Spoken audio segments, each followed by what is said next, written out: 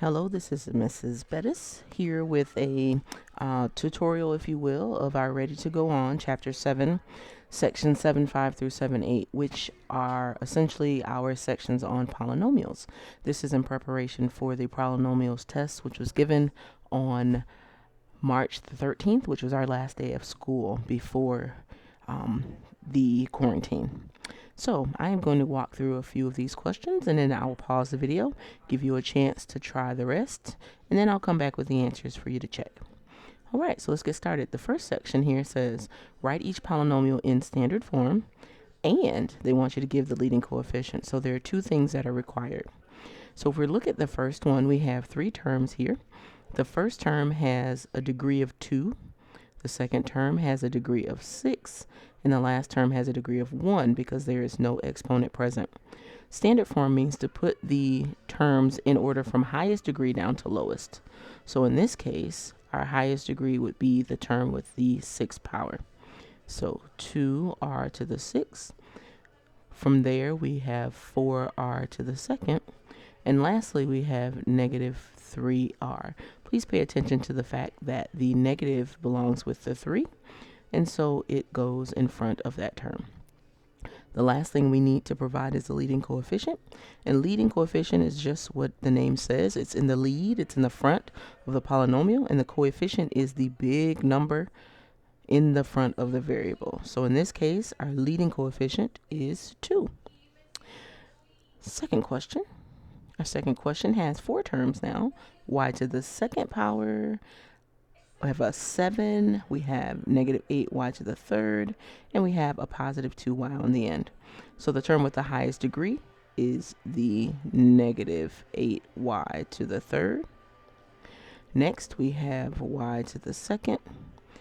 Then we have plus 2y, and lastly, we have a plus 7 on the end. Our leading coefficient is negative 8.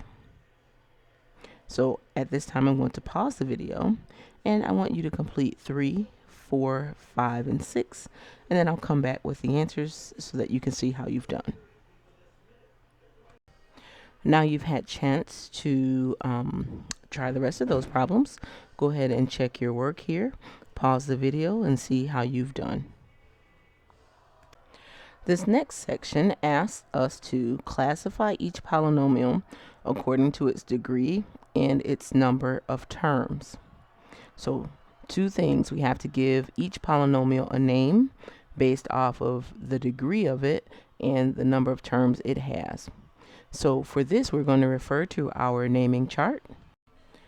To refresh your memory, we have names for degrees of 0 down to 5. And after that, it becomes whatever degree it is. And then we have names for a number of terms up to a polynomial, which we would consider 4 terms or more. So we need a degree name and we need a number of term names for each of the polynomials in our next section. So number 7, it's in standard form. Our highest degree is a 3.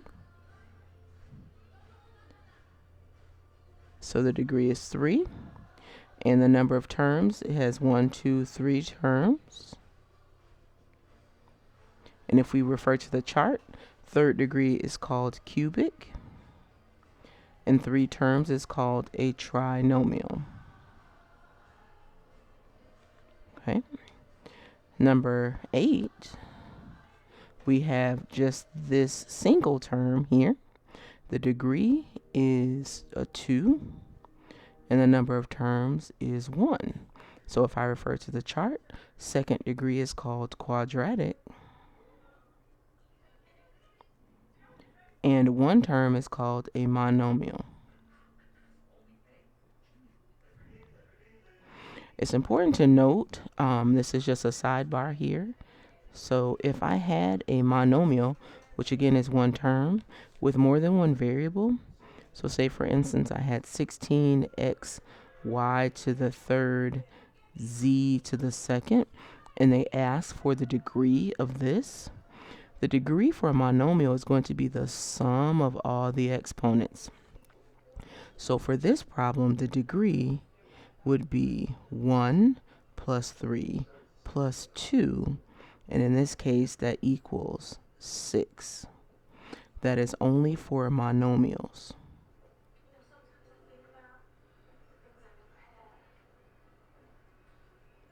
So for monomials only, you will add the powers or the exponents for the degree.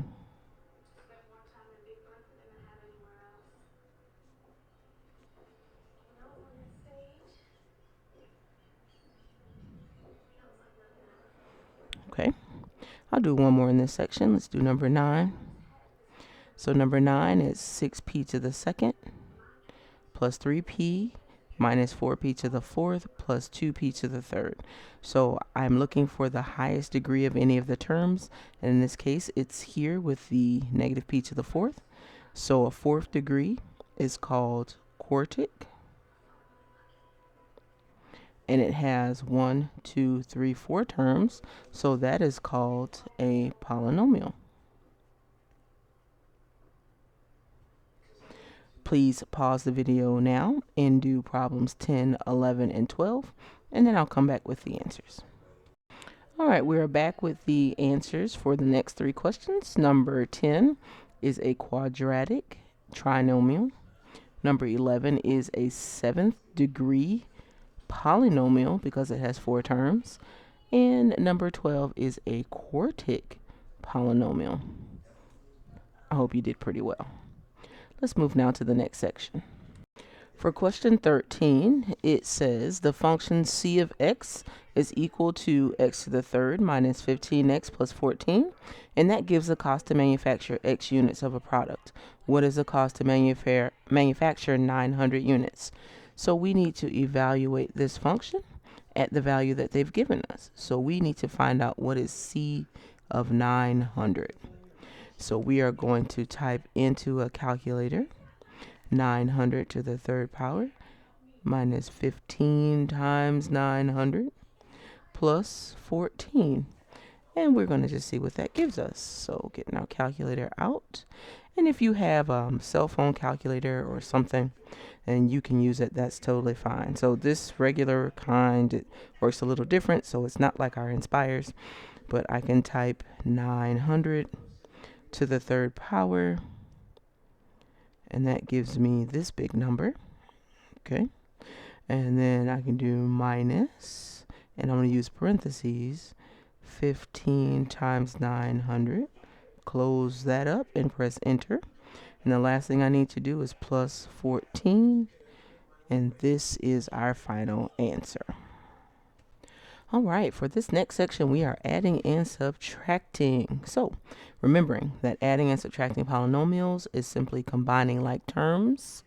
But for subtracting, you have to distribute the negative through and then combine like terms. So I'll do numbers 14 and numbers 17, and then I will leave you on pause so that you can try the rest.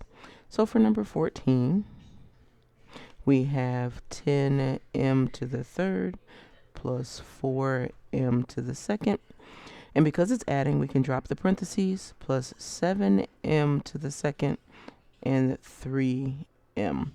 So if I am looking for terms that are alike, and I want to write my answer in standard form, I'm going to start with the highest degree term, and that's this 10m to the third. And there aren't any other third terms, so 10m to the third. Then I have 2 terms here that have a power of 2. So 4 plus 7 gives me a total of 11m to the seconds. So combining like terms only changes your coefficient and not your powers at the end. And lastly, we have one last term that goes at the end, the 3m. So there we have combined like terms. Don't forget, some of you like to make your boxes around them if they're alike. You can combine them that way. Use different colors if you will, but you are just essentially combining like terms. Let's do number 17. 17 is a subtraction question. So 17 says 6y to the third plus 4y to the second minus 2y to the second, and this is in parentheses, plus 3y.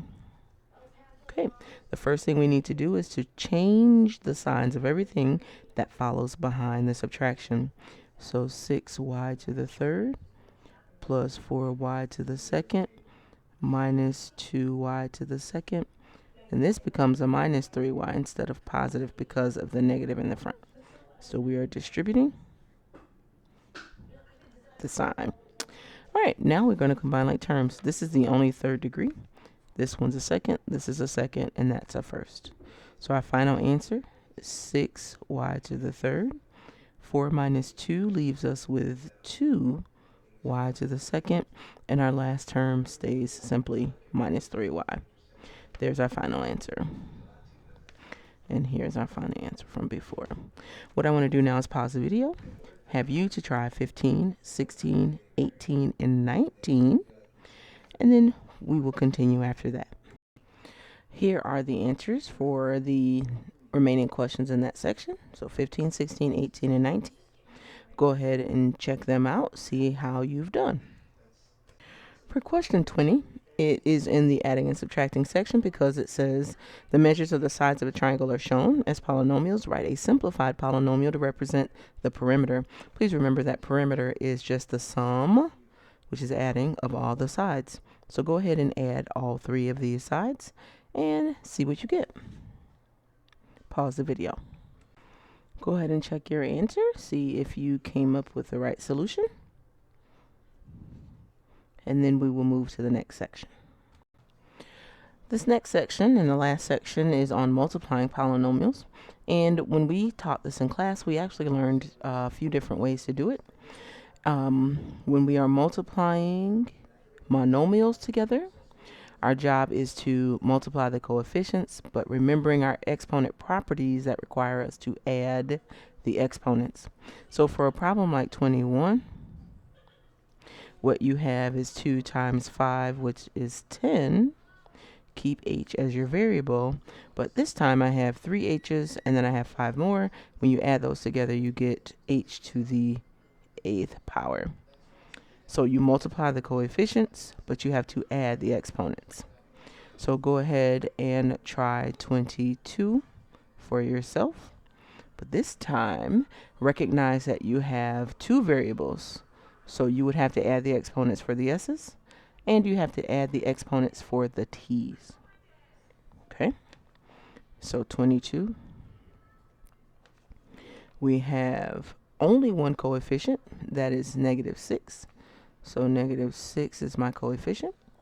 For my variable s, I have s to the 8th, but then I also have another s in the second expression. So 8 plus 1 gives me ultimately a power of 9. And then for the variable of t, I have t. Our first expression has a power of 4. Our second expression has a power of 3. Add those together, 4 plus 3, and we have a total of 7. There's our final answer. For 23, you are using the distributive property, but essentially you are performing the same operation. So we will multiply 2 times 5 and we get 10. A times a to the third is a to the 4th, and b is just b. There's the first term. Our second term goes after the plus sign, so 2 times 3 is 6. A times a to the second is a to the third, and b times b is b to the second. So notice, this leaves us with two terms. We did not have to put a plus sign in between each and every individual one. We're only distributing here and on the other side of the plus sign. Okay, moving on to binomials with a power on the outside. We have 24. So 3k plus 5. And this expression is being squared, so that we can do that two different ways. So we can do our box method, where we have 3k and 5, and then we have 3k and 5 again. And we can multiply these 3k times 3k, and that gives us 9k to the second. 5 times 3k is 15k. 3k times 5 is, again, 15k. And 5 times 5 is 25. Now, to take your answer out of this, we have 9k to the second. That's our first term. We can combine the two terms that are alike, and that is 30, k. And on the end, we have 25. So that's our final answer. So please perform the multiplication for 25 and 26. You can use the box method, or you can do distributive property, which would look like 3k plus 5, 3k plus 5, and we're going to distribute. So we multiply here and here, and essentially we would end up with these same four terms. Okay, so go ahead and do problems 25, 26, and 27 actually, which is again just multiplying, and we'll come back with the answers. Okay, we're back with the answers to 25, 26, which use the box method, and 27. Go ahead and check your work.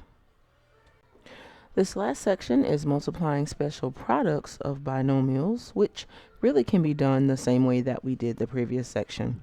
So if we're doing number 28, where you have a binomial squared, that question is just like 24, where we have two of the same factors. So here I have d plus 9 squared, and that can be done as d plus 9 times d plus 9, and you can use the distributive property to do this, or you can use the box method. Using distributive property, I'm going to end up with d squared plus 9d plus 9d plus 81, combine like terms in the middle, and your final answer is 9 squared plus 18d plus 81. So go ahead and finish this section, and you can omit question 36 for now. That is not a part of your assessment. Go ahead and we'll come back with the answers. Let's go ahead and take a look at the answers for the last questions. 29, 30, 31, 32, 33, 34, and 35. Notice that for 34 and 35, when you expand, your middle terms will actually cancel out. As opposed to the others, your middle terms double. So that's what makes them special. All right, I hope this has been helpful. Please let me know if you have any questions via email or the comments here in the video. Bye.